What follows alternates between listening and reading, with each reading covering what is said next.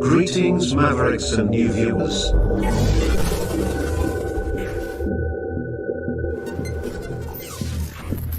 Tonight, direct and live from the Maverick News Network World Studios. This is Maverick News with Rick Walker.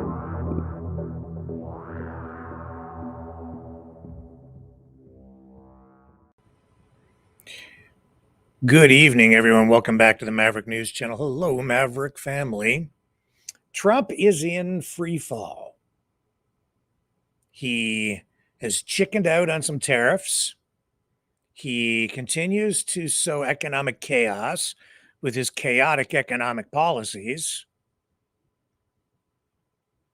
He is facing cracks in the MAGA base as Marjorie Taylor Greene escalates her attacks on him, questioning whether he is truly still America first. And the Epstein scandal continues to plague him in new and escalating ways. Plus, the crypto market crashes. The stock market suffered severe losses today again. The economy is in a state of chaos, not just in the United States, but in Canada and around the world because of Donald Trump. We have all that. Plus,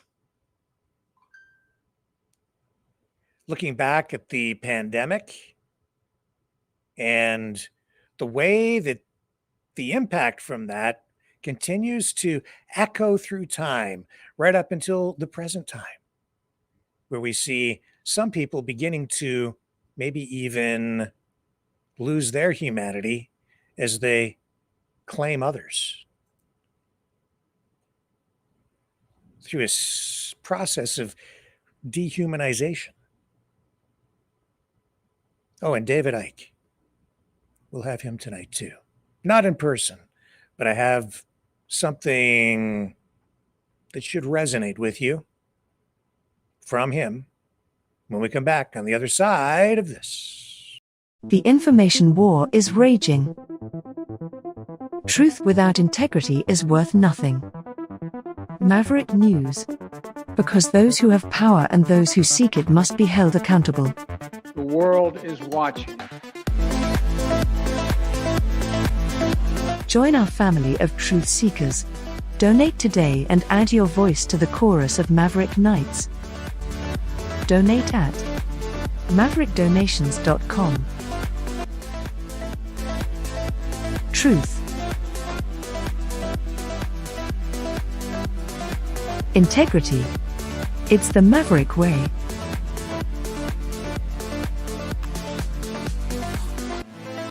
Maverick News. The world is watching.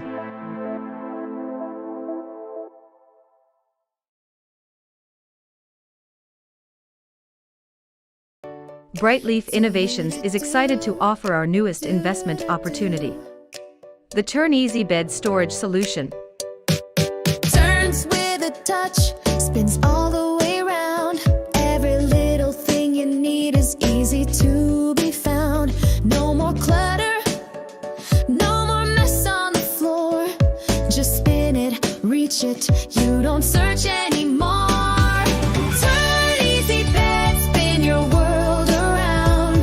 Storage made simple, the best you found. Shelves your way, keep the mess away. Charge it, store it, night or day.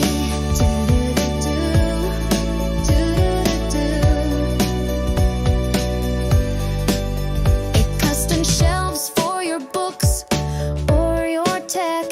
Cozy space for your treasures to protect.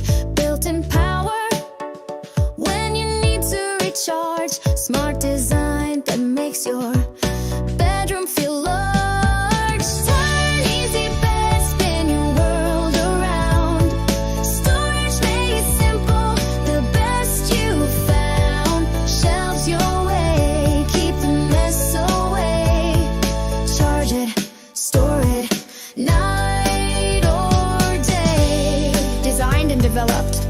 Brightleaf Innovations, proudly Canadian and patent pending in North America. Turn Easy Bed transforms how you live. To learn more about this innovative new product idea, an exciting investment opportunity, call 519-784-0222 or visit brightleafinnovations.com. Let's start with economic chaos. It will lead us into everything else we need to talk about tonight. We're seeing serious swings in prices, especially in stocks and crypto.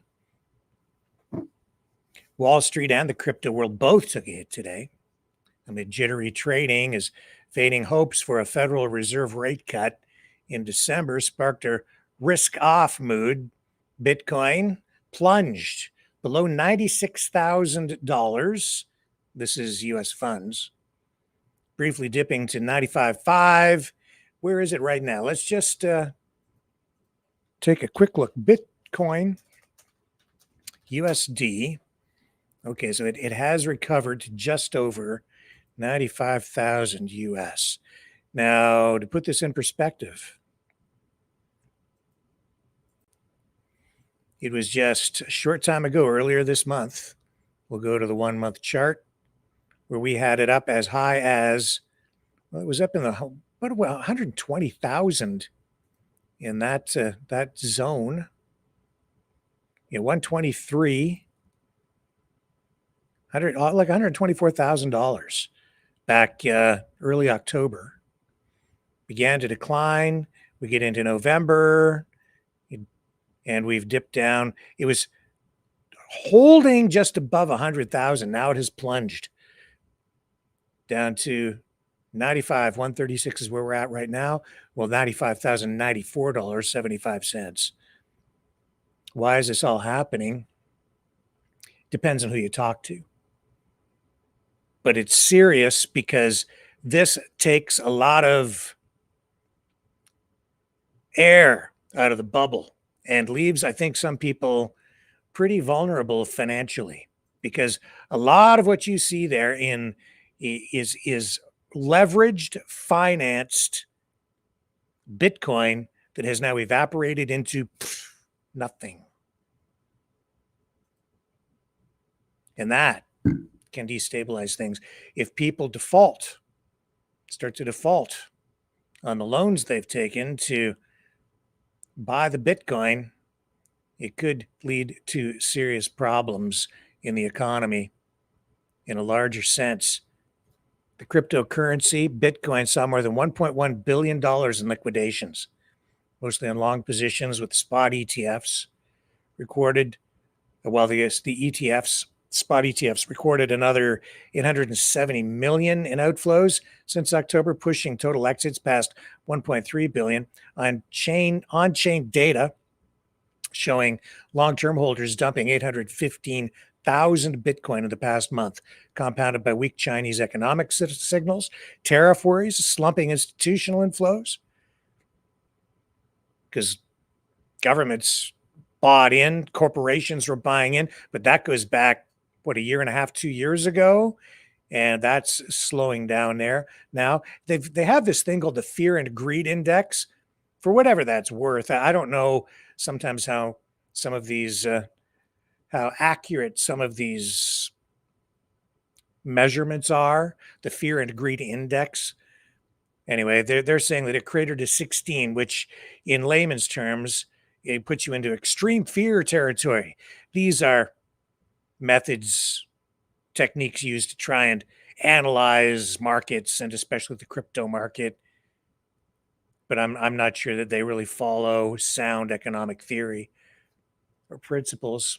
Some analysts call this a typical 22% mid-cycle correction at a potential buying zone near historic demand levels like $98,000. In other words, when you have a price crash or price correction like this, for a lot of people, it does take the wind out of their sails and it exposes them to extreme financial risk in some cases. But it's also, for the smart traders, opportunity. Sometimes, if you can figure out where the bottom is and buy in at the bottom. a crash can be a good thing for a lot of people, because when it rebounds, you end up making a whole lot of coin.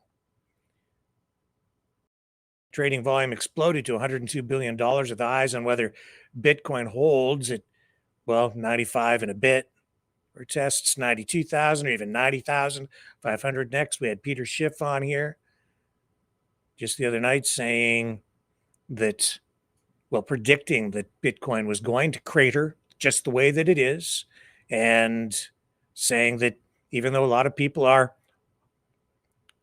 in the camp where you just hold on to it, you don't sell your precious Bitcoin, they may have to change their minds, or they could lose a lot more, because he says it could go lower before it starts to rebound.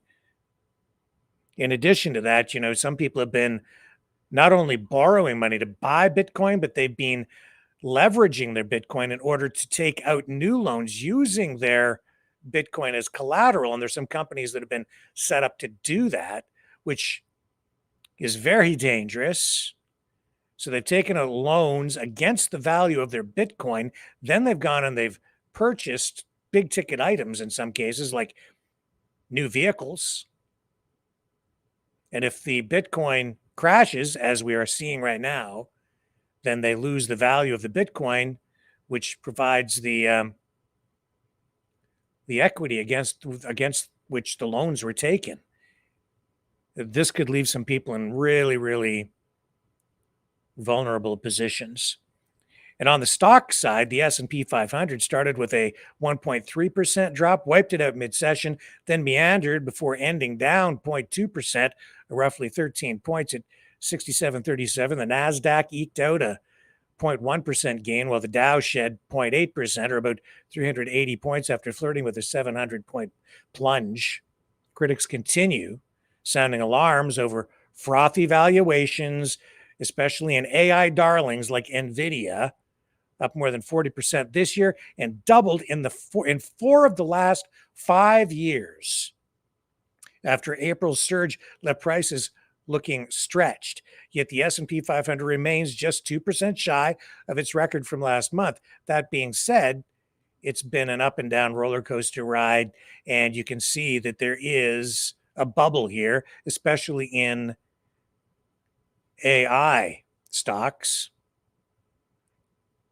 Can you see another .com bubble bursting? Beyond tech, Walmart slipped 0.1% on news that CEO Doug McMillon will retire in January, a surprise after a early 3.6% tumble. And McMillon steered the retailer's tech transformation, helping them to adopt new technologies.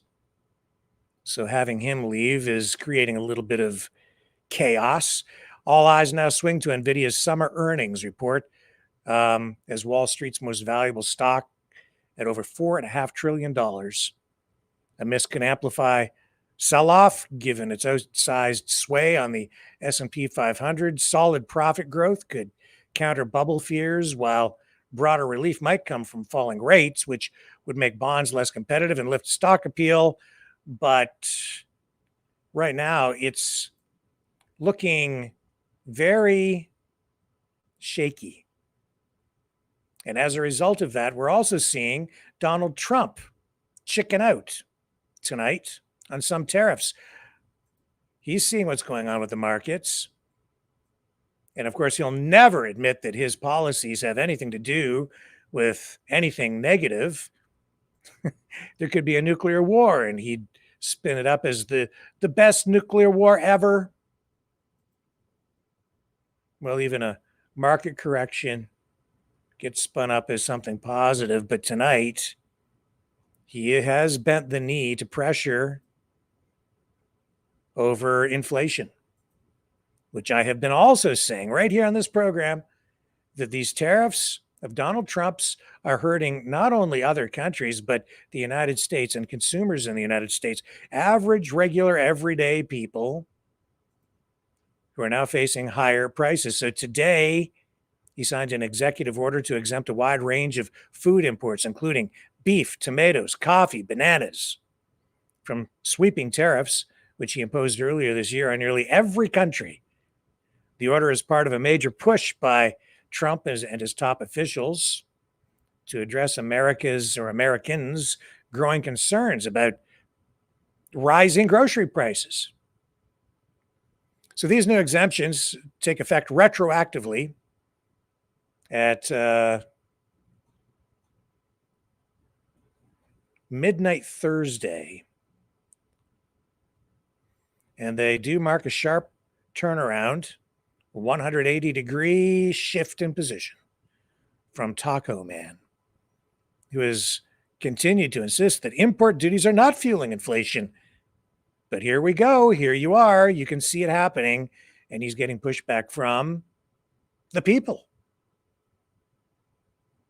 And this also comes on the heel of that string of victories for Democrats in state and local elections in Virginia, New Jersey, and the one that really has him upset, New York City, where we have a new mayor who is diametrically in opposition politically to Trump and MAGA. They say he's a communist. Whatever he is definitely on the left. Mr. Mamdani. Now, refunds because of these tariffs, which are being retroactively disabled, will have to be, they'll have to figure out that, like, there's more chaos. First you collect it, then you give it back. You have to refund it, but it won't help the people who purchased goods that were affected, through which prices were affected because of tariffs, that were paid for by the companies that imported those goods. The people that purchased, or the companies that purchased those goods, won't get refunds, not likely, certainly not directly from the government. All of this followed framework trade deals announced yesterday that will eliminate tariffs on these foods and other imported items from Argentina, Ecuador, Guatemala, El Salvador.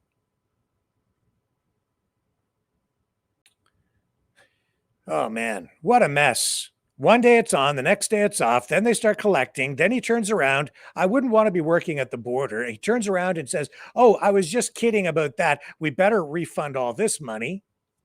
Better retroactively cancel these tariffs on these goods. Could you imagine working at the border where you're trying to figure out from one day to the next when a truck rolls through with a shipment of bananas or something, and you have to figure out what the duty is to charge? Or working in the accounting department for customs and the tariff department. Tuesday, you collect the tariffs. Then next Wednesday, you have to turn around and refund 50% of it, or whatever he decides. There's no stability there. I don't know how companies are supposed to plan for anything. And then all these companies saying, oh yeah, we're going to invest in America. We have these, I think, letters of intent, but I don't know if it's actually going to result in real investments in the United States in the long run. Because I think a lot of what's going on here is people just saying things to make Trump happy so that they back off and don't hurt them, so they don't get hurt by his policies. So they're just trying to gain a place in his good graces. Well, yeah, I just, all that going on. And then up here in Canada, we're dealing with, the constant threat of these tariffs and Trump trying to make us the 51st state, which is a real thing. And so today we have Canada's finance minister had a news conference talking about the budget. It was all in French, except at the very end. And there was one question that a journalist asked about the Canada, US, Mexico trade agreement and where Canada stands right now with regard to, the whole situation with the United States. And Francois Philippe Champagne, finance minister, saying at this news conference that, well, Canada has started to pivot. And as you know, as you've seen, Canada is forging new trading relationships with China and Europe. So Asia, Europe is where we're going. Whether Trump likes it or not, we're trying to tread lightly so that we don't get him upset or hurt his feelings in some way, or trigger some sort of invasion or whatever he might do if he has his feelings hurt again, if someone happens to tell the truth. Here's the finance minister. It's not in the same category. You know, CUSMA is a regional agreement between Canada, the United States, and Mexico. What I was referring is the type of agreement where you see multilateral agreements, like you had the golden age, I would say, of multilateral agreement, at least is probably behind us for the time being.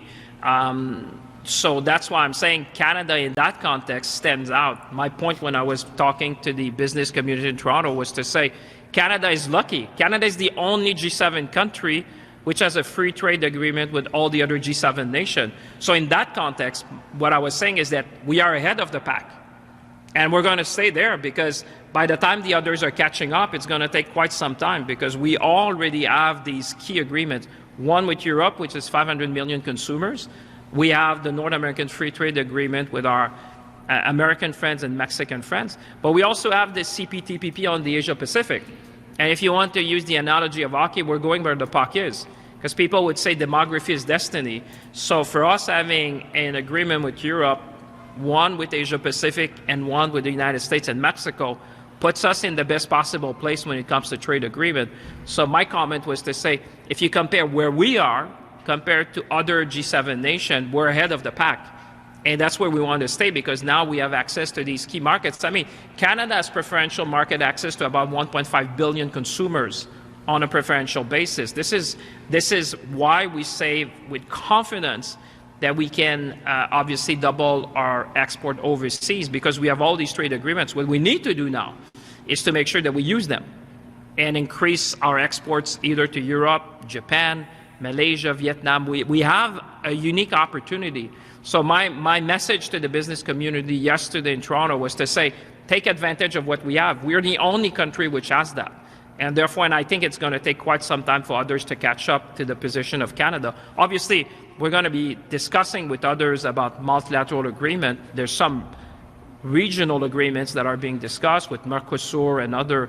But what I meant is, in terms of multilateral agreement, I think it's going to take quite some time before you see or countries can catch up to what Canada has been able to achieve.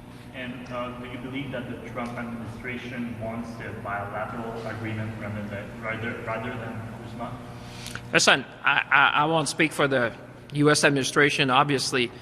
For us, what matters is to get the best possible deal for Canadians, to make sure that we keep these auto plants in Canada, to make sure that we fight for our steel workers, to make sure that we are here for the aluminum industry, that we protect our lumber industry, we fight to open new markets for canola farmers in Western Canada.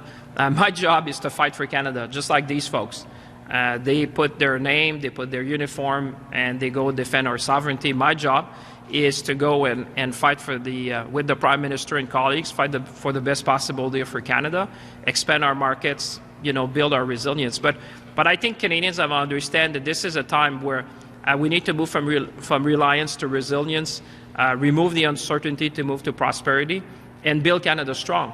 With one Canadian economy becoming our own best customer, we can give ourselves far more than anyone can ever take away from us as a nation. So that's why I'm very confident, and I've been saying to Canadians across the nation, we're going to be fine. We're going to be fine. And, when you spend a day with these men and women in uniform, you understand that Canada is going to be strong, Canada is going to succeed, and Canada has everything that we need to build a very strong nation. And he had to get that slogan in there. We can give ourselves far more than anyone can take away. The liberal talking point, the slogan, it was in there. Keep saying it over and over again so that it sticks in people's minds. But there is some truth to all of that, of course. And he's talking about those auto plants, and Trump wants those. That's what the tariffs are largely designed to do against Canada. Put that pressure on Canada, put the tariffs in place to make anything produced in this country too expensive for consumers in the United States to purchase.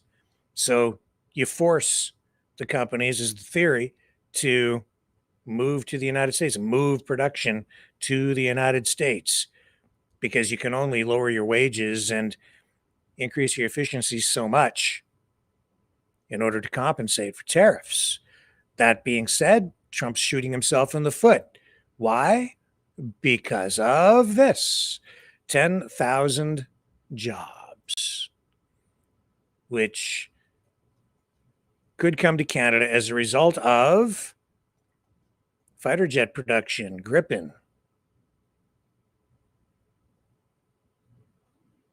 Swedish defense company confirmed they're in talks to possibly produce made in Canada jets that would result in thousands of new Canadian jobs.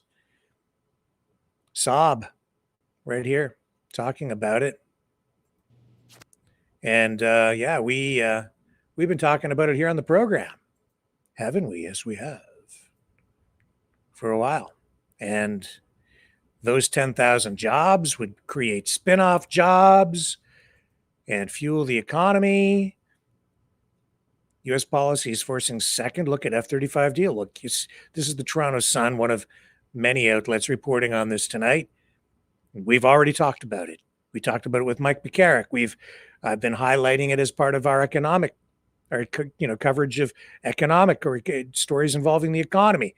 U.S. policy is forcing second look at F-35 deal. Well, Canada has committed to purchasing 16 F-35s from Lockheed Martin with options to purchase 72 more. Recent deterioration of relations between Canada and the United States have made many in Ottawa looking elsewhere for defense procurement.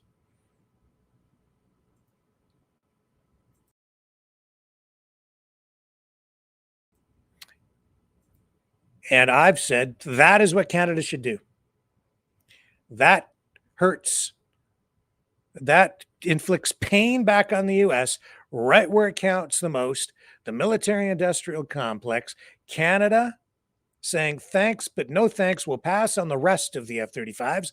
We'll take that contract with Saab. We'll build the Gripen. We'll have a mixed Air Force. Some F-35s, the ones that we've committed to purchasing for sure, will fulfill that end of the bargain, live up to that. And then we build the Gripen here, not just for ourselves, but also for other countries, certainly for Ukraine. 10,000 jobs created as a result of that. Plus, you'll get economic linkages as a result of that. That takes care of the loss of a lot of those auto jobs, maybe even more than compensates for it.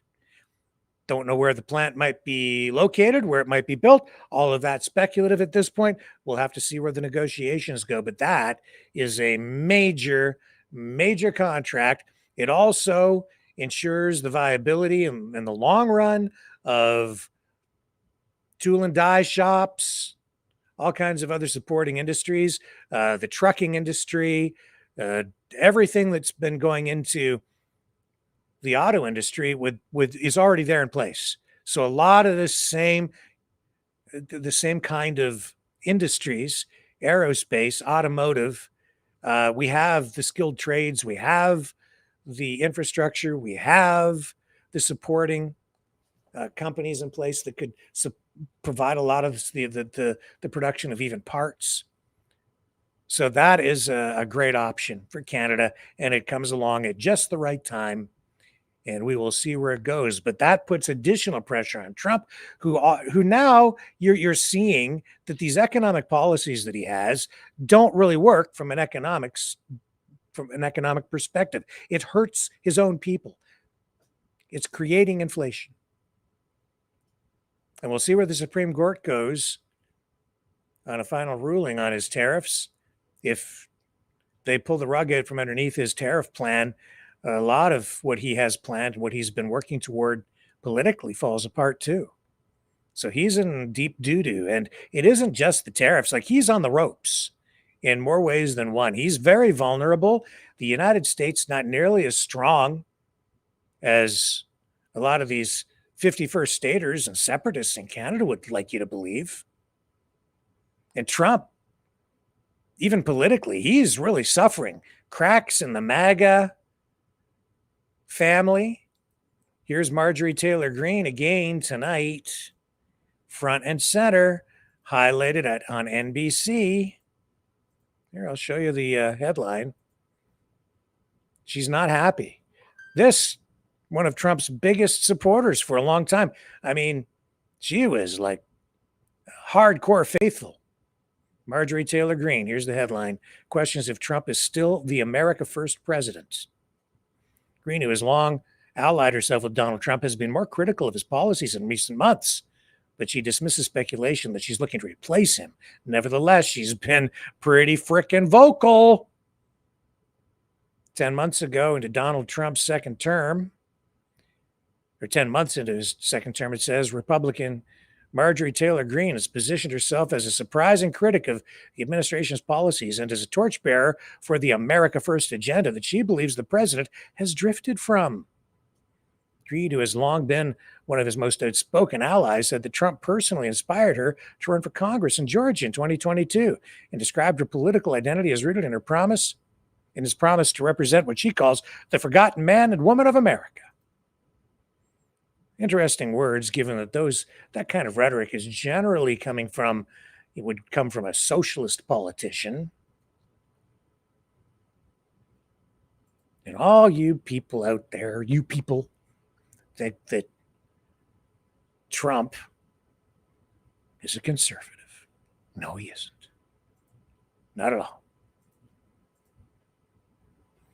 Here's Marjorie Taylor Greene. I don't even know if she's a conservative. It's weird. Politics makes strange bedfellows. Let me see if I can find the clip for you. Here it is right here. Where does she end up?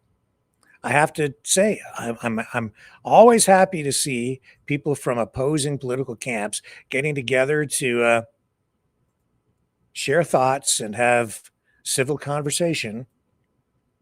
And this is happening over here on The View. The View, Marjorie Taylor Greene. I think there's a lot of paid social media influencers. And I found it very interesting that they were the MAGA accounts, but they're all paid. And they. Wait a minute. Paid? Independent social media accounts on the MAGAs? Come on. What have I been talking about here? Ostrich Farm? What have I been talking about? Oh, and even during the election, paid social media influencers. Oh, and you thought that they were independent, that they weren't mainstream media. No, they're worse. They're political operatives, bought and paid for. She knows it because she's experienced the wrath. Let me re-cue. I think there's a lot of paid social media influencers. And I found it very interesting that they were the MAGA accounts, but they're all paid. And they all attacked me when I announced I was coming to join you ladies on The View. And I think that's very weak and pathetic. But when I talk about weak Republican men, I'm pretty much talking oftentimes about the leadership in the House and the Senate. And they're not getting our agenda done.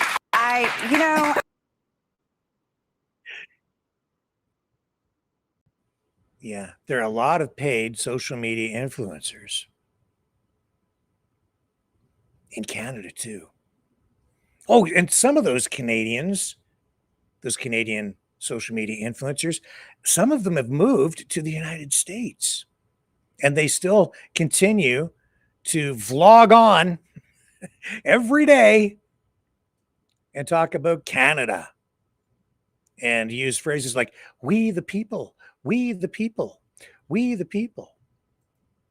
Well, that doesn't sound very Canuckistanian to me. That sounds very American. Here's Trump talking about Marjorie Taylor Greene, who's become something of a political thorn in his side. I don't know what happened to Marjorie. She's a nice woman, but I don't know what happened. She's lost her way, I think.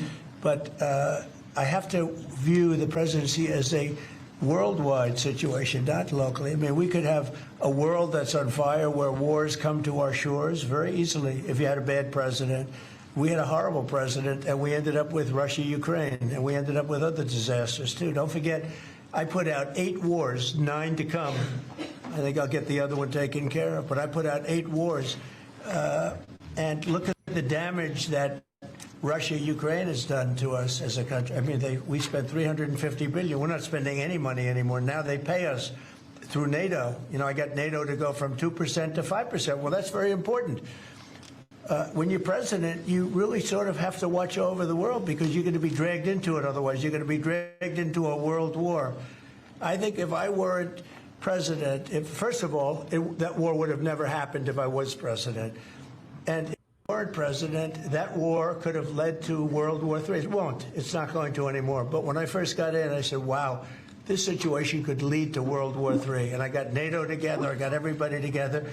But with all of that, I passed a great, big, beautiful bill, which is the biggest tax cuts in the history of our country. So when somebody like Marjorie Taylor Greene, who's now catering to the other side, I don't know what, I guess she's, got some kind of an act going, but I'm surprised at her. But when somebody like Marjorie goes over and starts making statements like that, it shows she doesn't know. I don't devote a lot of my time. He's gonna be devoting more time to it. He has been devoting more time to it because the cracks in the MAGA base, they are growing because some of his policies are just so freaking scary and counterproductive and self-destructive. And I have to wonder whose side he's on sometimes. I think she's quite right when she questions whether he's still America First, because if you go back about 6-8 months ago, I think there was a thumbnail I created, which I said was, the headline was something like Trump's China First policies or something to that effect. Because a lot of what he is doing in terms of economic policy is pushing countries like Canada into the arms of China, forcing countries to do more trade with China. Well, at the same time, and I think sometimes it's intentional, almost like laying a trap of some kind. And I showed you the clip the other night of Anita Anand talking about Canada's evolving relationship with China, the negotiations between Xi and Carney within the last week, the talks there, looking to reset diplomatic relations and expand trade and bring more Chinese tourists to Canada. And I'm like, oh, well, you got to be careful because Canada can't just do business with anybody they want at any scale they want, or certainly, and you have to be careful what your relationship is with any kind of country that's seen as an adversary to the United States, because we live physically connected geopolitically right attached to Godzilla. And if you piss Godzilla off, he'll breathe fire on you. That's why some people like this, I think, use words and phrases like "we the people" and call for a revolution. Oh yeah, that's right. Revolution. I've been hearing that word over and over again, especially since, the ostrich farm fiasco. Right? Paramedics, nurses, fire department, police officers. The people who run the communities, who live in this world, who supply this world, all having real-time government spending in the palm of their hand, and they can vote and do whatever they want. In an app, we have our own digital ID. We, the people, take digital ID and we turn it on them. Why on earth would we ask the government and supply a envelope that has our name on it of the resident in the house that we live in? Blah, blah, blah, blah, blah, blah, blah, blah, blah. We the people. I just ran that little piece of the clip. She's going on about digital ID and voter ID and la, la, la. Okay, whatever. What stands out for me from that post from that influencer is the we the people. I took note of this. I started to see the we the people thing in a really serious way during the beginning of the pandemic. And for a long time, I was like, nah, these people are just confused. They don't know anything about politics. Why are all these Canadians running around using the phrase, We the people, we the people. It sounds good. It's a cliche. They're just exposed to too much American meat. No, it's part of the campaign to confuse people, undermine trust in the Canadian government. It's part of the 51st state movement up here. The CIA covert operation, if you will, into Canada to destroy our country. Trump just doesn't come right out and say it.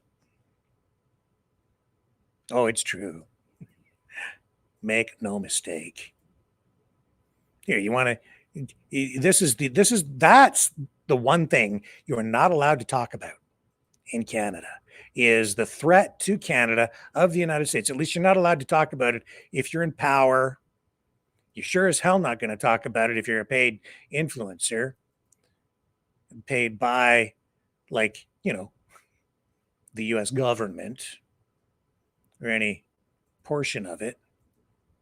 Let me show you here. So you have to point your finger at all these other countries, and there is, you know, ongoing security threats from other countries like China and Russia, to be sure. But the United States is in there too. It's just that when the head of CSIS holds a news conference to talk about international or national security risks, CSIS Director Daniel Rogers telling CTV that, you know, they've got these different threats, but they do this story and say, what are they not talking about? And they kind of, well, they what the story doesn't talk about is the United States and the 51st state stuff at all. Polarization, radicalization, and erosion of social cohesion are making the world a more dangerous place, according to the head of the Canadian Security Intelligence Service. Director Dan Rogers described a security environment destabilized by unpredictable global events and intensifying competition between states that is adding pressure on the spy agency. Yeah, no kidding. Quote, all aspects of national security have risen in urgency and priority. The demands on our service are unrelenting, and there is no clear path to a simpler future. This was at a public speech about looming threats on the horizon, but while challenged, CSIS remains strong and stable. He goes on here and talks about Canada having priority threats to Canada have been in the areas of espionage and foreign interference. And that was largely downplayed in the speech, according to Stephanie Carvin of the Norman Patterson School of International Affairs. What was left out? So what was left out? Rogers opened his 20-minute speech by highlighting violent extremism. He reminded the audience that 2025 marked 40 years since the worst terrorist attack in Canadian history, the bombing of Air India Flight 182. So he talks about that. He talks about, you know, the Khalistani separatist group that was involved in that attack. But he does not talk about the Indian government, which was involved in the 2023 killing of Sikh activist Hardeep Singh Nijjar. And 2 years ago, former Prime Minister Justin Trudeau stood in Parliament to say that national security agencies had credible information of a potential link between agents of the government of India and the killing of a Canadian citizen. So all this stuff's highlighted. We know all of this, but not even a whisper in here about the threat to Canada and the $500 million U.S. MAGA slush fund being offered up to separatists to break the country apart. Is it treason? I don't know that it does rise to the level of treason to take action in that regard, because it's legal in Canada to pursue separatism because we're that free up here. Sort of, you can do it. It's weird. In the United States, you try that, you're going straight to jail. Guaranteed, there's no provision in the U.S. Constitution, even though it's supposed to be of the people, by the people, for the people. And if we, the people, rise up and try to break up the country, that would not be tolerated. See, That's an act of treason down in the US of A. Not so much in Canada. Very strange, different situation. There's a clip here of the CSIS director. Let's have a listen. Bring it up. And here we go. Judy Trin with CTV News. In your speech today, you gave very particular examples of Russian interference, Russian espionage. You passively referenced activities in regards to China and India. Was that a specific strategy in which, in light of the political situation we're in and how we're trying to, I guess, improve trade with those two nations? Well, actually, I just think that Canada has said a lot about Russia and China and India in the last year. I would say the public inquiry was a testament to how much we can actually say about that. I would say that Canada is not going to be shy, or at least CSIS isn't going to be shy to come public with information when it's in Canada's national interest to do that and when it's in our national security interests. But today I gave examples that were new and things that Canadians hadn't heard before. To clarify, so there is nothing new in terms of espionage activities or foreign interference or transnational repression that China and India are doing that you think is pertinent to tell the public at this moment in terms of their safety? Yeah, well, what I would say is on any given day, CSIS is monitoring and collecting intelligence and preventing any number of threats. We can't speak about the majority of those publicly. What I would say is when it is in Canada's national interest and when we need to speak publicly about them to help assure Canada's national security, we will do that. But it won't happen all the time. And you sure as heck don't say things that might cause a wave of reaction on the Godzilla side. So mum's the word. Don't talk about it. But I guarantee you they're looking at it. Guaranteed. Guaranteed. Question is, will Trump survive politically long enough to take over the country of Kazakhstan or annex Venezuela? I don't know. They've escalated again their operations down around Venezuela. Here we go. So this is the 20th boat that has been blown out of the water by the U.S. military. This posted by U.S. Southern Command on X. The caption reads, on November 10th, at the direction of Secretary of War Pete Hegseth, Joint Task Force Southern Spear. That's the new name for this escalated operation now. Conducted a lethal kinetic strike on a vessel operated by a designated terrorist organization. So proclaimed by the President of the United States and the Secretary of War. Intelligence confirmed that the vessel was involved in illicit narcotic smuggling. Okay, show me the evidence. Transiting along a known narco trafficking route and carrying narcotics. No sympathy for drug lords or drug traffickers, but nevertheless, how you enforce laws is important. 4 male narco terrorists aboard the vessel were killed. Capital punishment on the high seas. The vessel was trafficking narcotics in the Caribbean Sea and was struck in international waters. Oh, okay. So just do as you will. All right.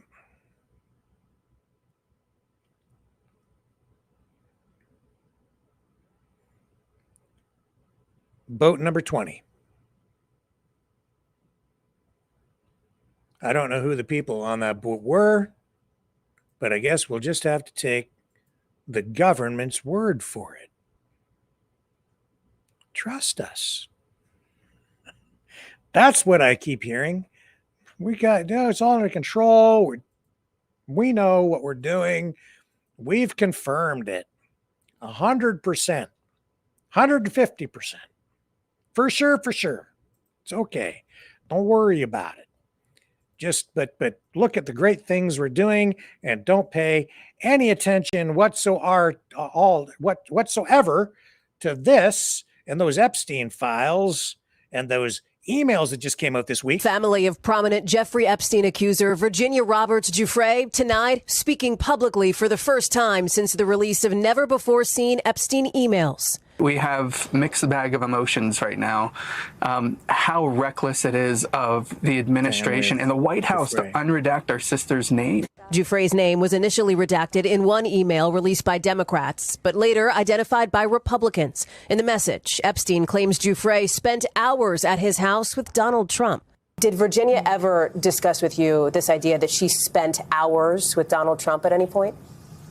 That we're aware of. We've never had that conversation explicitly. President Trump has never been accused of wrongdoing linked to Epstein, and Giuffre, who died by suicide earlier this year, did not accuse him either. Writing in her book, he couldn't have been friendlier. The president says he cut ties with Epstein in the early 2000s after Epstein hired away Mar-a-Lago staffers, including Giuffre, to work for him. These emails prove absolutely nothing other than the fact that President Trump did nothing wrong. Political pressure on the president may ramp up next week when the House votes to try to force the release of the Justice Department's Epstein case files. We're looking to Congress to do the right thing, and we're hopeful. The vote moving forward now only after a final signature from the newest member of Congress, Democrat Adelita Grijalva. What is your expectation for how many Republicans do you think may join Democrats on this? If they hear from their constituents, every one of them should. Because this is not a partisan issue. Grijalva, alongside Epstein survivors Liz Stein and Jess Michaels, who attended her swearing in Wednesday. As survivors, we can't do this alone. We need our allies to do in order for us to be able to do this work.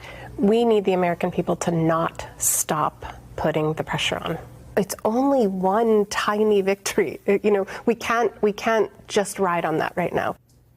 Hallie joins us now live. And Hallie, what are the next steps for this vote? Well, Tom, early next week, we'll see how much support there is among House Republicans for this plan to try to force the release of the Epstein files. But even if this bill passes the House, it faces an uncertain future in the Senate. Tom? Okay, Hallie Jackson for us. Hallie, thank you. On the other side of the political spectrum in news,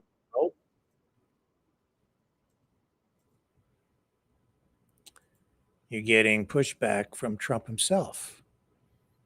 Over on Truth Social, where he's turned to Fox News and one of his closest allies in the news biz, Jesse Waters, simply posting tonight the Jeffrey Epstein hoax. Here we go. Democrats want you to forget all about Democrats want you to forget all about the shutdown shellacking. So they're launching a smear campaign disguised as a bombshell, the Jeffrey Epstein emails. Congress is dumping thousands of documents, and Democrats are using them to frame Trump. But we've been combing through them and can't find anything nailing Trump. Even Axios says the emails contained no real smoking gun. The files do show Epstein's deep ties to liberals, like anti-Trump author Michael Wolff. He colluded with Epstein on how to blackmail Trump.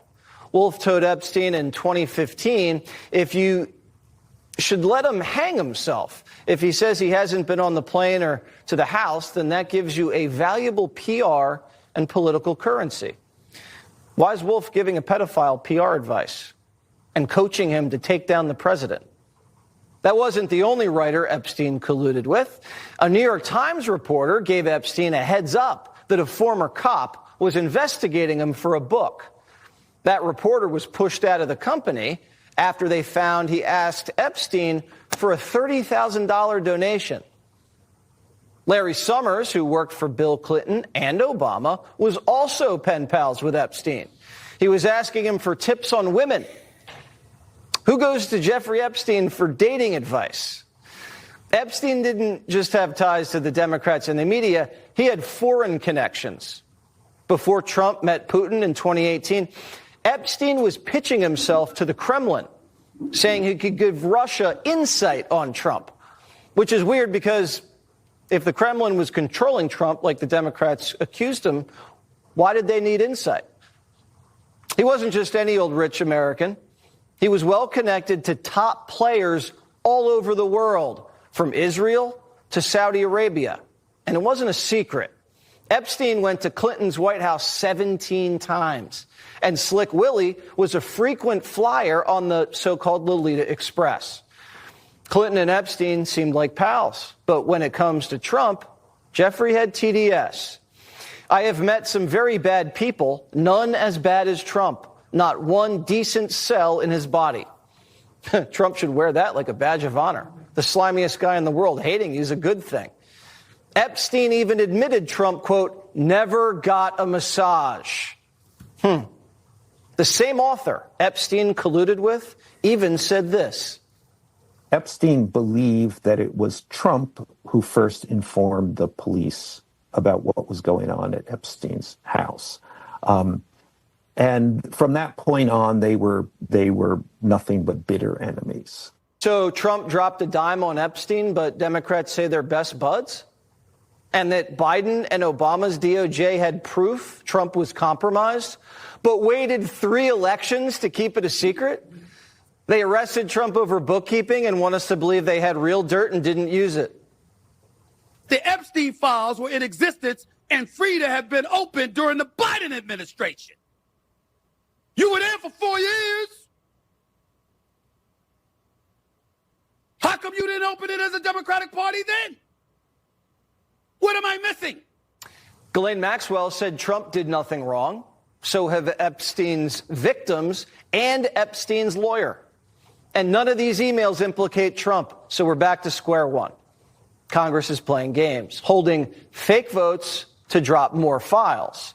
But that's not going to happen because it's up to a judge, and they won't release grand jury testimony. This is now looking more and more like a ploy to divide Republicans and smear the president. For a party that claims to care about affordability, they sure waste a lot of time on old emails. Primetime wants to get to the bottom of the Epstein saga more than anybody. We've been covering the story for years. But the story isn't about Trump. It's about foreign intelligence, blackmail, and cover-ups. Christopher Rufo is a senior fellow at the Manhattan Institute and host of the Rufo and Lomez podcast. All right, Chris, what does your gut tell you about what's going on here? Look, I mean, Jeffrey Epstein is an increasingly and enormously powerful man, even in death. He is like a human hand grenade, and both sides, both camps, keep trying to toss him onto the other side and hoping that it explodes. But again and again, the evidence suggests that while Trump did know Epstein, he did party with Epstein on occasion, he wasn't involved in any of Epstein's crimes. And in fact, when he figured out what was going on, he banned Epstein from his Mar-a-Lago club and resort. And so the president, I think, had successfully established boundaries, and the Dems are just trying to agitate against him and trying to use whatever bits and pieces from these documents to get the president. But look, the president has been through a lot. He's been indicted. He's been arrested. He's been mugshotted. He's been shot through the ear. A couple of misrepresented snippets from these emails is not going to result in much. How do you think the Republican Party is handling the Epstein situation? I think the Republican Party, in part, has taken the bait, and there's this scrambling about the various bills and the court hearings. It's so convoluted, it's given the Democrats an opportunity to demagogue against it. But I think overall, the best policy is one of transparency. The more documents can be revealed, the maximum amount the courts can let loose to the public, I think that's better. And I think the evidence should, wherever it falls, it falls. The evidence thus far suggests that Trump had no involvement in the Epstein crimes. But I think certainly some very powerful people from all political persuasions and business and politics and academia and science are trying to keep these documents out of the public eye because, look, some very powerful and very well-known people were doing some very naughty things. Yep, that's what it appears to be, too. All right, Chris, great work. Thank you so much. No question that some very powerful people were doing some very naughty things. You know, that really is sort of the bottom line, right? You have really, really rich people living lives of, I hate to use the word because it sounds like it comes from the left, but it is a life of privilege. And when I say privilege, I mean with great wealth comes great privilege. Because people are impressed by money. I have no money, but I've been around people who have a lot of money. I've rubbed elbows, I've been to events, car shows where, the really, really wealthy collect cars, collectible vehicles, antiques, very rare automobiles, some of them worth millions of dollars. And I've seen how people respond, how they act around really wealthy people. They want to get close to wealthy people. They think somehow that if they get close enough, the wealth will rub off on them. And they overlook bad behavior. And when you make a crap load of money, you get away with a lot of stuff, a lot of bad behavior. Here, I'll give you an example here. If I can find you the clip, Steven Tyler. Yeah, here it is. People celebrate decadence and bad behavior. They really do. All you have to do is just, as an example, to show you where sin comes from. It comes from gluttony and greed and wealth and privilege, because with the wealth and the privilege comes power, and the power itself is corruption, results in corruption. You end up being corrupted often because you're exempt from obeying a lot of rules, because people will look the other way and even participate in bad behavior. Basically, in my view, what you had going on down there at Epstein Island was they were running like a sex club for the rich and famous and the powerful. And yes, very well may have been a blackmail operation as well. You can decide for yourself. And I'm not saying Steven Tyler was in any way associated with any of that, but I just came across this clip earlier today and listened to what he talks about in his lifestyle and the way that money affected him. A lot of money in your day? Are you making a lot of money? Yeah. Have you made a lot of money in your day? Yeah. Millions. You have? Oh, yeah. Where is it now? Went up my nose. I must have snorted up all of Peru. To survive the 60s and the 70s, it's a miracle. You think you could have been dead? Oh, God, I was several times. But see, people laugh about that. They idolize it. They embrace it. They like it. They excuse it. Bad behavior among certain people. If you're a rock star, you get away with it. It's strange, Hollywood actors, P. Diddy, or, orgies with oil, the rich and famous flying on the Lolita Express to Epstein Island. Of course, they were engaged in bad behavior. Of course, they mingle and know each other, and there's a wink and a nod, and they know what's going on, and it's unspoken, and that's why it was at the island, because it was isolated away from the scrutiny that would come if they were on, in the continental United States, where the authorities or just regular people might become more aware of the bad behavior that the rich and famous were engaging in. And once they've got you engaged in that bad behavior, yeah, there can be blackmail that follows, because it's like, hey, we know what you've done. Maybe we even have some photos or whatever, and you can control powerful people that way, right? I totally get it. Well, somebody else who seems to get it is David Icke. He posted this, and I think that, and I'm going to run this for you because this really kind of sums it up in a very concise, understandable way. Because even though Jesse Waters is carrying water for Donald Trump,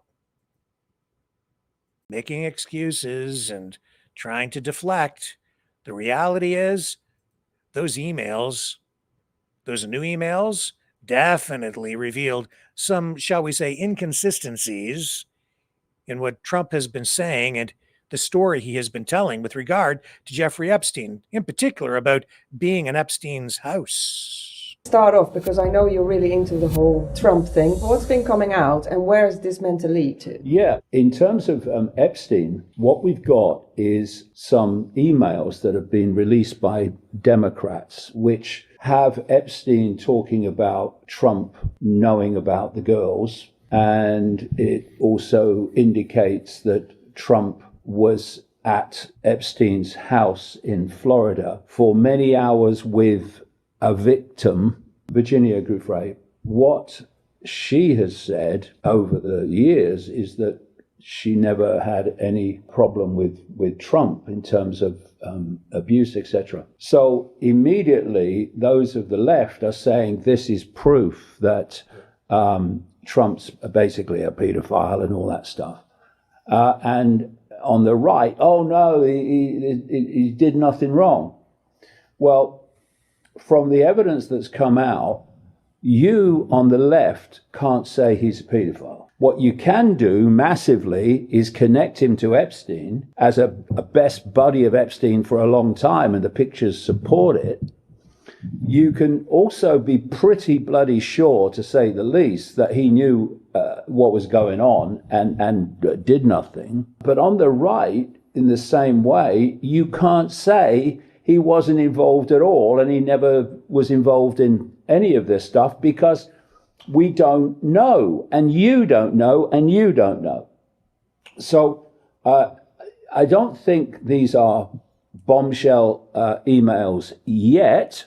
We'll see what more comes out, but you would have thought the Democrats would put the most damning ones out first. But anyway, we'll see. What he's done, Trump, is deny everything. He's called it a hoax, which it blatantly isn't. Democrat conspiracy. Yeah, and it's gone from I'll reveal the Epstein files and his son Donald Trump Jr. We must release the Epstein files, all before his father came to power, and then suddenly anything but, and it's a hoax and it's all made up by the Democrats. And I can see more and more revelations coming.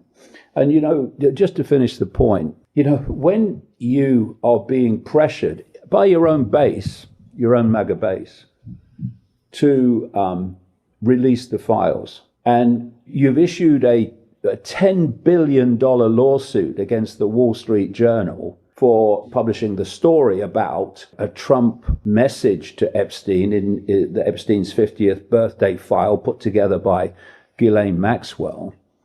Well, suddenly, you know, Ghislaine Maxwell becomes a serious point of reference, because she knows where the bodies are buried and thus is devastating or supportive of you, depending which way she decides to go. And then to dispatch your own, for a long time, personal lawyer, Todd Blanche, to Maxwell's prison in Florida.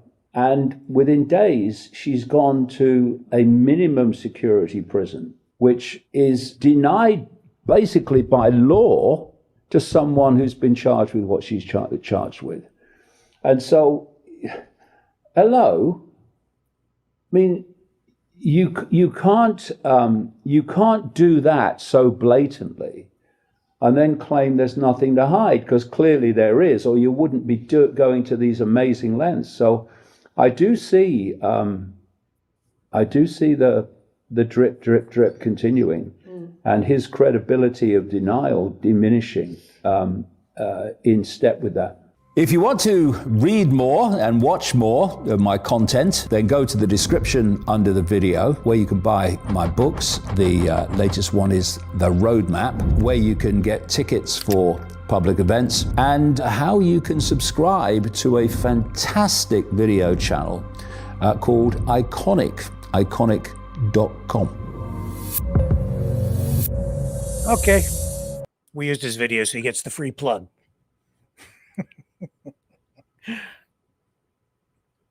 All I can say is it just shows that Trump's in trouble. This is not going away.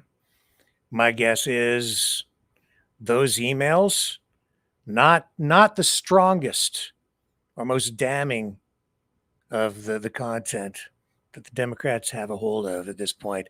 I think it will be a drip, drip, drip. And there will be much more damaging information to come.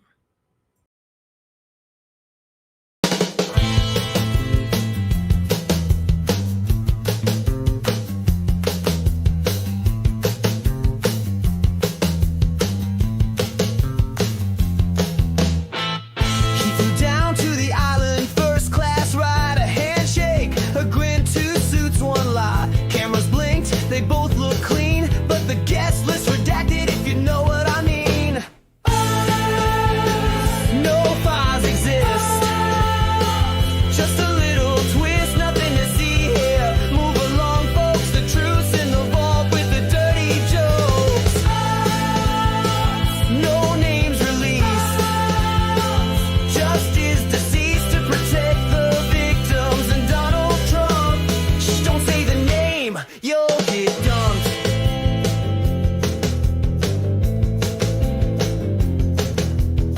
They dance with the girls too young to vote. A private jet and a suicide note. One's in a grave, the other still tweets. The truth took a dive 6,000 feet. The cameras broke. That's not a joke. The guards were napping, the logs were gone, and everyone smiled like nothing's wrong. Nobody talks, just shadow walks. National security took the stage while justice quietly disengaged. We can't release the names to protect the victims. And also Donald Trump. Coincidence? Just dumb luck. Right?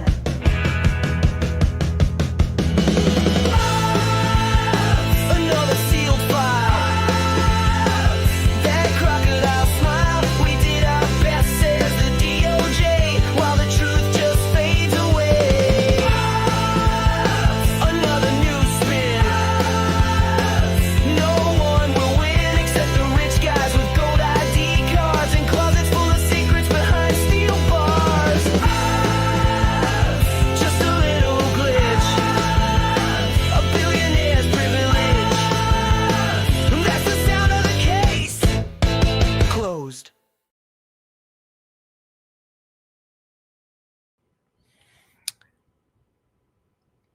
See what happens. You know,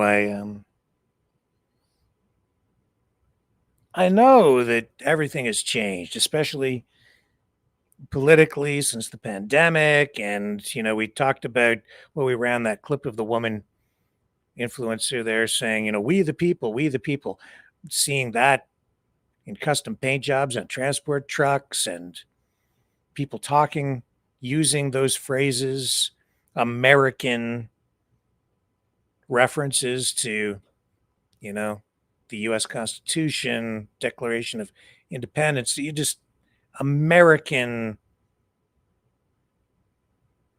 influence in everything. Sovereign citizenry. Everything's just ramped up. Because during the pandemic, people were so upset being locked down, the mandates, the masks, all of it. The death. Engaged emotionally. Me too. That's why I'm sitting in this chair. But there's a bit of a trap that comes with that, because you tend to become polarized yourself. You gravitate to one side or the other when you become emotional, me included. I didn't realize, even myself, how much I had been affected by everything that happened, and I didn't realize how I was pushing away some information and leaving myself completely open and vulnerable to other information. And I think what has saved me from becoming completely immersed in the abyss is just my lifelong exposure to and training in media, because I began to recognize lies, spin, propaganda versus actual balanced reporting. And that raised warning flags for me. And so I began to question all sides more, not accepting what I was seeing online as much as I was. And it's important to do that, especially right now, because I'm seeing some people who I think were independent at one time now becoming very biased and acting like they are paid operatives because I think they are. Marjorie Taylor Greene talking about it tonight. I've been talking about it, especially in reference to that silly ostrich farm. But it goes beyond that. It's been going on for quite a while, and they are recruiting more and more people, more and more influencers, the different political powers out there, bringing them online so that the online influencers are online with their agendas. But there's a danger in all of this too, because I'm also seeing the anger, the frustration, manifesting it in ways that echo history, even from like Nazi Germany. And I hate to say that, but it's true. But not just Nazi Germany, communist countries, dictatorships, the same techniques, the same rhetoric, kind of rhetoric. Comedian Jim Brewer, I've been watching him since the pandemic, and he's very unapologetic about what he has been saying, and I've liked a lot of what he has put out. Some of it very funny, but funny because it's so freaking true. So much of what he has produced. Brilliant, brilliant man. But he just did an interview recently with Glenn Beck. And some of what he says in here alarms me a little bit, because he seems to be just on the edge of being sucked into the abyss in some ways, or maybe even more disturbing. His rhetoric, I think, is pushing people to the edge where you might be sucked in to the abyss, becoming just like the people or the things that you're very opposed to. The thing that I took note of in this, that a lot of people I think otherwise are not, is the language that he's using here can result in the dehumanization of certain groups of people.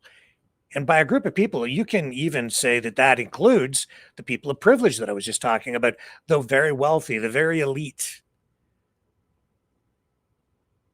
the politicians that you might think have all the power, who maybe aren't as powerful as you think because they're just part of a system and they've been brainwashed themselves. Nevertheless, when you start calling for accountability, how you hold people to account is very important. And if you dehumanize them, then it's fair game. Violence can follow, and we don't want that. I run this interview. You have to listen to the language very carefully, but I agree with most of everything he's saying, but I'm also very aware of the language and the way that it's being used. I'm going to run this because it is a clip that has gone viral. If you haven't seen it, it's here for the first time. If you have seen it, I'm going to put some context and perspective on this. I was performing at the Stress Factory in New Jersey. I was living in New Jersey, and everything was closed. So I no one could work. And then even when it was sort of coming back, still comedians couldn't work. Entertainers weren't working. My friend Vinny, he calls me up. He's like, Jimmy, because everyone's also trying to figure out how to beat the system. Oh, we're going to put a tent in the street. People doing anything to make a business. He had a tent outside, which was hilarious because it was behind a parking lot. So every once in a while I'd be doing a show and you hear I was coming in for the closer and competing against the Harley for 20 minutes. Or I would be out there and we'd hear a couple yelling at one another. And then I'd have to pull the banner like, is everything all right? But during that time, it was full blown. You got to wear a mask at the when you check in, and when you walk in, you got to wear a mask. But when you sit down, you can take it off. Okay. Okay. Danger, safe. Danger, safe. That's what the CDC says. And we should all listen to everything they say. Dr. Fauci. Yeah, if you stand and put it on. If you sit and take it up. Wow. Wow. Wow. So I would work out there and, I'd compare everything as Nazism because that's, hey, you taught me in school what they did. They taught you to snitch on one another. Well, all true. Very true. It was very fascistic, very Nazi, not just fascistic, Nazi, like everything that we were going through. It was horrific. It was terrible. Oh my God. Oh, guess what? True. If you see people or children in your neighborhood, if you just change the accent now, it's just, what's the difference? You put on a little, the little happy dress and they're like, if you see anyone outside, they're a danger to society and you care about your family and children, don't you? You call the local authorities. You had mayors, despicable, disgusting. They're not human. They're Whoa. See, right there. They're not human. Yeah, they are. That's why they did what they did. Because they are human. disgusting. And they should be held accountable. All. Yes, they should be. Of them. Every single last one of them. But how you hold them accountable is important. And you hold them accountable because they are human. Mayor, every governor. If you're an animal, you might excuse it, but you can euthanize an animal, not a human. That shamed you, terrorized you, tore your family apart, made you lose your job, divided everybody. That was the most disgusting display of humanity. And these are the people that are controlling my life and your life, that they're taking my money from and doing whatever they want with it. I don't have a choice where my taxes go. So that time, that's how I saw it. I saw it as a complete takeover. And then in my own house, you know, these kids are all indoctrinated. So the kids are like, Dad's crazy. Mm-hmm. Hey, man, your father's putting up. And I saw what they were going through. I had nieces. You know, I had my daughter come up to me, and a niece that I love said, Dad, is everything cool? Because everyone thinks you're making wacky videos. And I understand why it happened, but that's why I had to get that out there. And no one was talking about it. Everyone was still like, I felt we're at war. 100%. Yeah, me too. I felt that way too.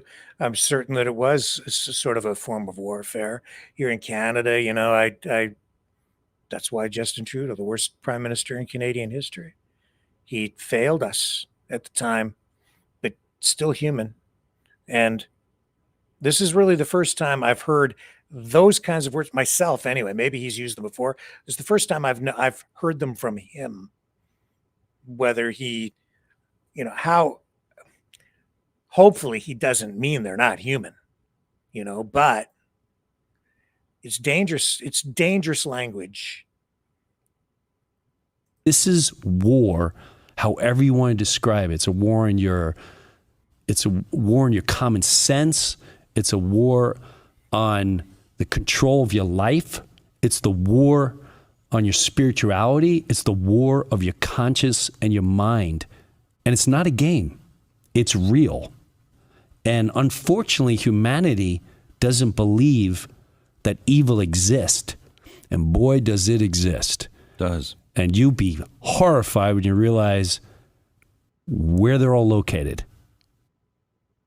And Take note of that. We're going to comment on that, where they're all located. That is language that really plays to, the Q movement, to the theory that there are underground tunnels and, a lot of crazy stuff, but also some truth to this. Where they're located, you can interpret that in a variety of ways.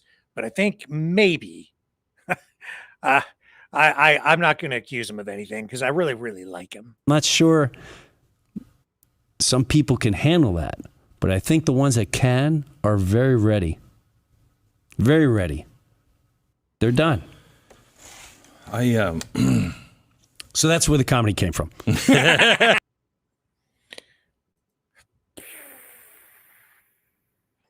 Where do you start with that? Well, everybody remembers him from his Saturday Night Live days.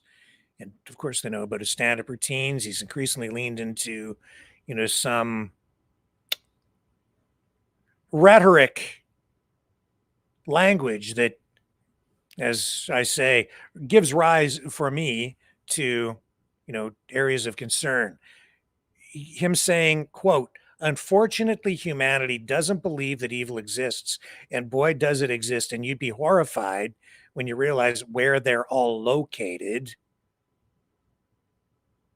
Framing that as a broader war against humanity, emphasizing spiritual and systemic corruption. And there's absolutely some truth there. It is evil to, in my view, it is evil to exploit underage girls at a sex club for the rich and famous. It is horrific what some people out there do. Some of the rich, the powerful, the elite, whatever you might mean by that. Where are they located? I think, you have to keep your head in reality, and you need to keep a grasp on reality. It's a distraction, a red herring, I think, that people are being subjected to in order to even get people off the track by getting them thinking about things like tunnels and places where, maybe even aliens are controlling things. Or maybe that these people aren't even human. Maybe they are aliens. See, that's the dangerous rhetoric right there. Because if it's an alien, if it's not human, then it becomes fair game for who knows what kind of action to keep people accountable. Language has consequences, and when you tell millions that evil wears a human mask and hides in plain sight, someone might take that mask off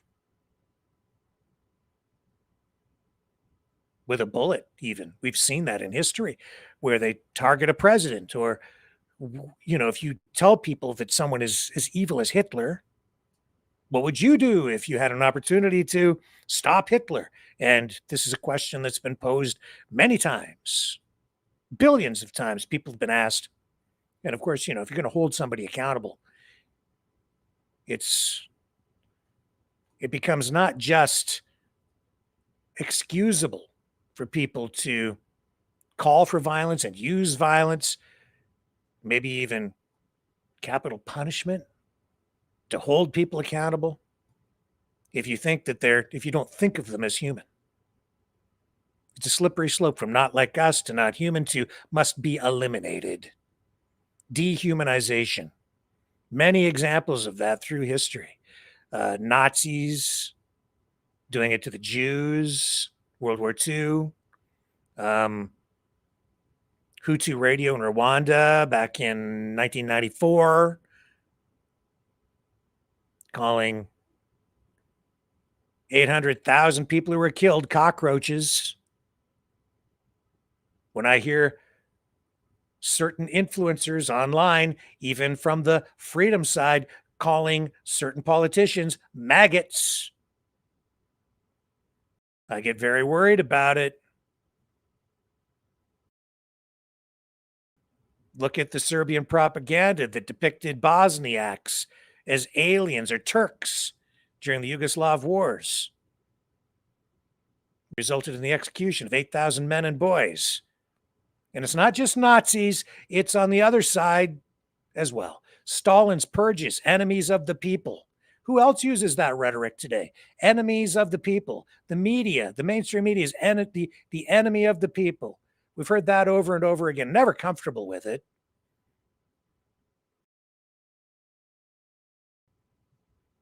Stalin portrayed the enemies of the people as people who were not human.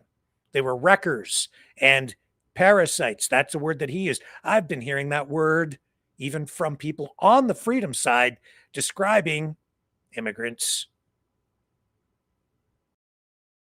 How you deal with immigration, how you deal with it is important. See, and if you just describe someone as a terrorist, open season, just blow them up, no trial for you. How you do it is important. If you believe in freedom, then you must believe in the rule of law. And that means limiting the power of the government, limiting the power of people who do take power. And sometimes the people who speak truth to power stare into the abyss so long they get sucked down inside that black hole and become the very thing that they say they are fighting against. And that's when you see these horrific images of even dictators being dragged into the streets through history, tortured, executed in a public display to make an example of them and for revenge. And the people who do that are not doing it because they're animals. They're doing it as well because they're human. Humans who have lost their humanity. And I'm not saying Jim Brewer is there, but I'm hearing that kind of language. And it's a slippery slope, and we all need to be careful lest we get sucked down into that abyss.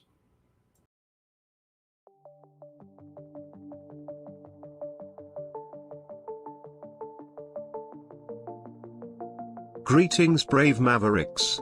Our quest for truth continues. We go beyond fake news. Together we expose propaganda. Together we pull others out of rabbit holes. We are maverick thinkers. We are all unique individuals. Defenders of individual rights and freedoms. Credible.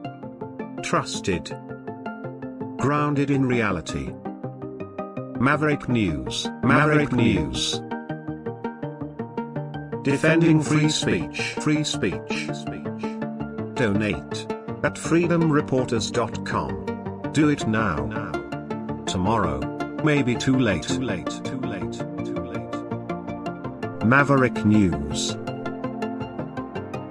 The world is watching.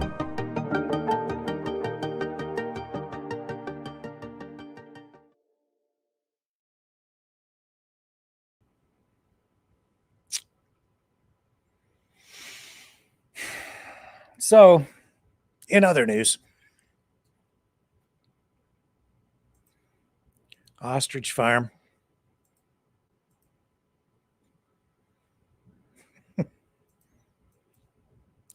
They're holding a vigil.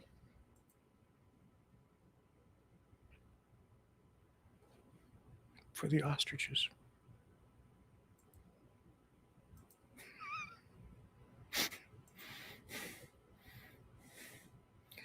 Oh, they are. They're watching videos. A vigil for the ostriches. Looking in deep to see the cracks and the crevices.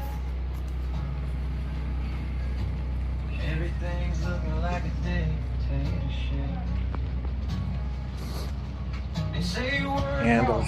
and you'll find your way, but the bills keep coming. Ain't much left to save. This old dirt road's been my whole damn life, but I'm plowing through pain just to stay alive. I'm a really small ass farmer looking for a life, not harder. Can't seem to find it.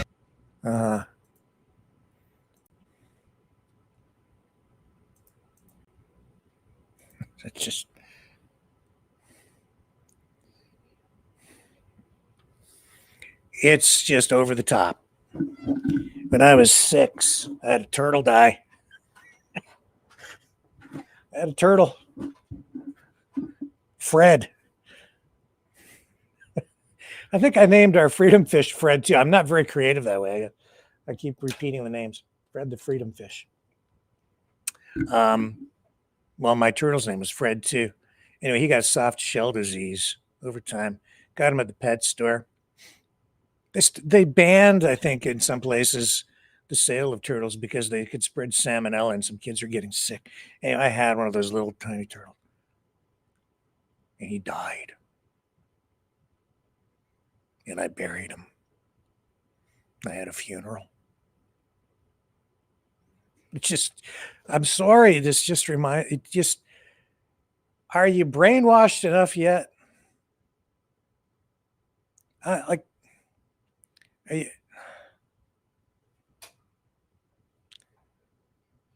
Enough of that for tonight.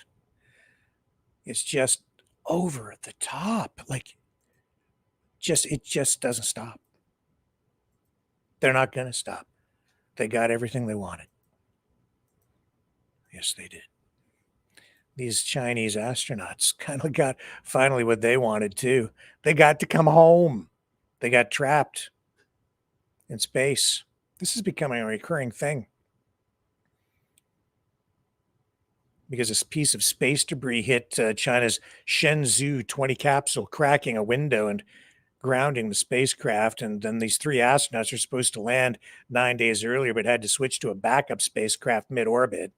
And then the damaged capsule is staying up there. They're going to run tests on it, I guess. But now the new crew has no ride home. And until China launches another escape pod, they're stuck in space station with no exit. Space junk piling up. Anyway, these guys made it home. Let me show you this video. Here we go. 第4次落点预报已发出，雄鹰。雄鹰明白，落点经度为东经1栋纵负纵3分1拐秒，落点纬度为北纬41度4纵分纵4秒。正确，猛士。猛士明白。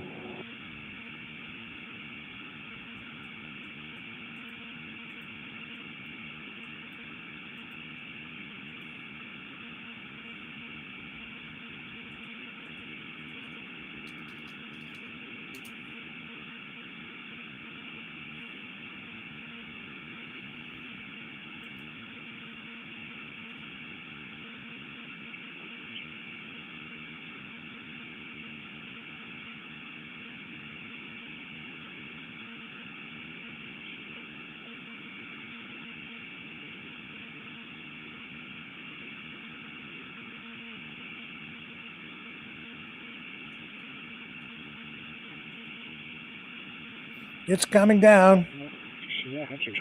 Very dramatic. They don't splash down either. They're going to land on 回收点后，跟踪结 solid 束。 ground.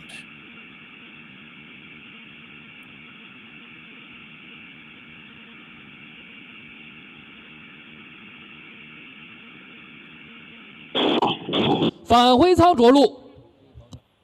Wow, that's quite the impact, isn't it? 北京回收1号跟踪结群英束。报告，直升机目视返回舱着陆，报告完毕。北京明白。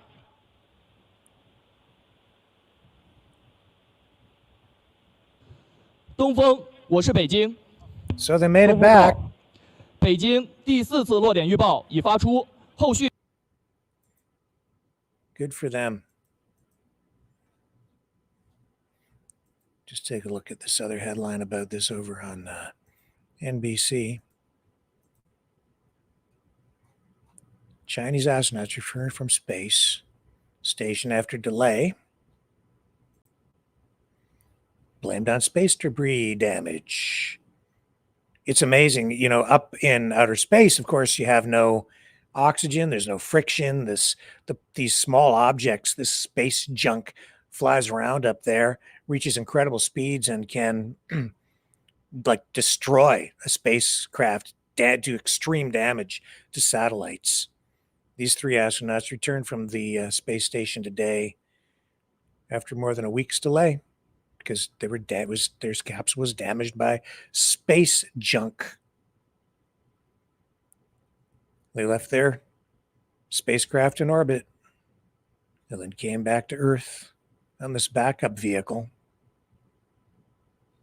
At least they had a way to get back this time. China's space program says it made steady progress since 2003. Besides building its own space station, it has explored Mars with a robotic rover and aims to land a person on the moon by 2030. Which will, I guess, will that silence the critics out there, the skeptics, the conspiracy theorists, if you want to call them that, who say that it's impossible to go to the moon, that we never went to the moon? Would that make them change their tune on that? I don't know. I doubt it. I think they're so invested at this point that they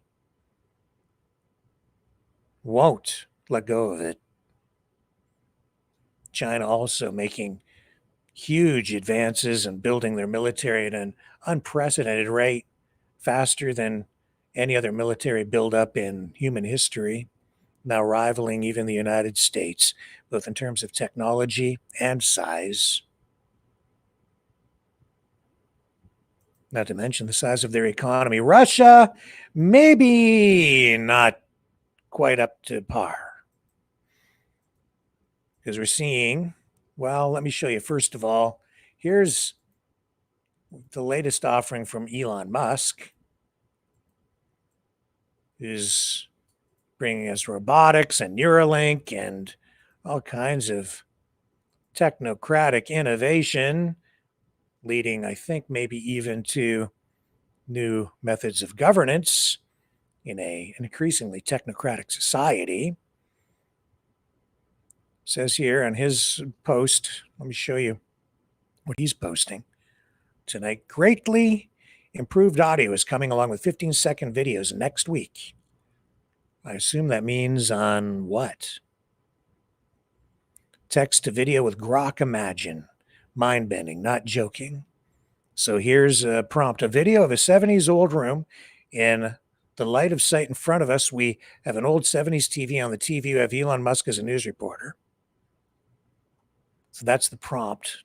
They show you the example of the prompt to get the video that I'm about to show you. And this is what they produced. And of course, why would you miss an opportunity to manipulate the crypto markets, especially when they're in a volatile mood and crashing? Doge to the moon. Subsequent country, Dogecoin to the moon.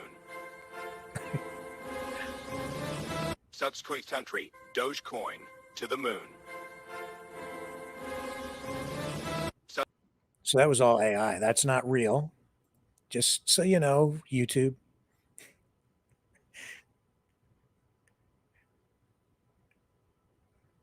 So he disarms you and then tries to get you to buy into the concept, the construct of Dogecoin, which is based on nothing. But he is a technocrat and he does possess a lot of power. You think that he's like purging the deep state? He is the deep state. He is the military industrial complex. I don't think anybody has more military contracts than Elon Musk. And he is, I think now, is he not the richest man in the world? If not, he's in the top, I think, 3. I think he's the richest now. And he just, if he hits their sales targets, he'll get that $1 trillion paycheck from Tesla. And he has his robotics that just make Russia's robotics look like a tinker toy. Kind of embarrassing video on the Russian side here this week.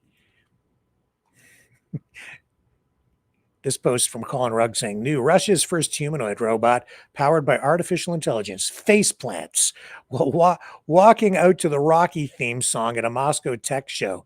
Event staff were seen rushing out with a black drape to shield the robot, which couldn't get up, from the audience. Organizers blame the fall on calibration and lighting issues.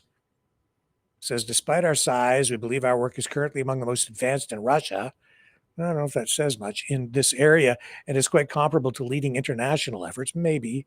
Although when you watch this video, you might think otherwise. The company Idol, AIDOL, boasted in a statement. So they're boasting about this. Let's watch, and you can review for yourself. I'm going to turn the audio down just a little bit so we don't get a copyright strike.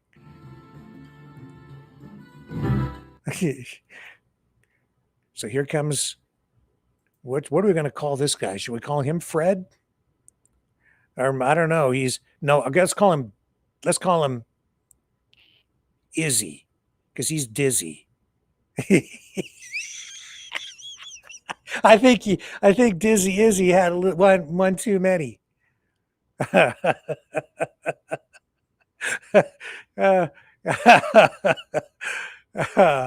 Oh man, that's how far advanced the Russian robotics program is.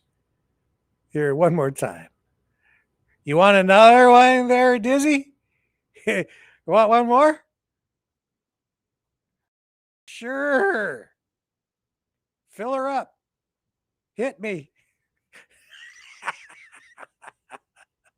Oh, man.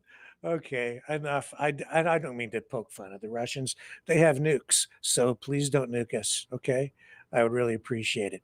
And now, Isabel, we wrote this song, and this is not about you tonight, okay? But I really like the song, and it was never intended to get you upset, but I'm going to play it because it fits. It fits. And on the other side of this, we're going to come back with our tonight's Maverick Midnight Matinee feature, The Brain Eaters. Yeah, I was hoping actually to get our War of the Worlds presentation finished this week, but I've had other work come in, and I'm sorry, I just have not had the time to finish the post-production on it. But it's coming, and it should be very entertaining. And tonight's movie, The Brain Eaters from 1958, actually ties in to what our version of War of the Worlds will involve. So it's going to tie into that production. But before we get there, we have to pay tribute to Dizzy, our drunk little robot from Russia. I think maybe indulged in a little too much of the vodka. So stay with me. If you're watching on YouTube, we have to jump off YouTube. We will be running over on Rumble and all other social media platforms. So please join us over there tonight for tonight's Maverick Midnight Matinee feature presentation, The Brain Eaters. I'll catch you on the flip side. Take it away, Dizzy.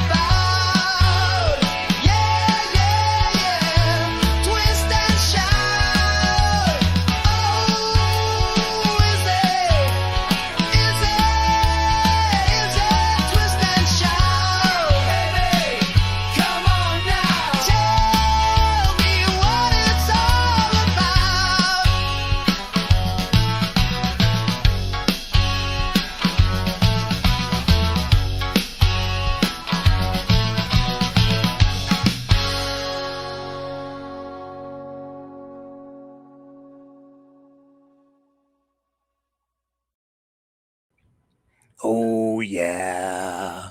Okay, and it is time for Maverick Midnight Matinee. If you're watching on YouTube, sorry, gotta go. See you over on Rumble. Here we go.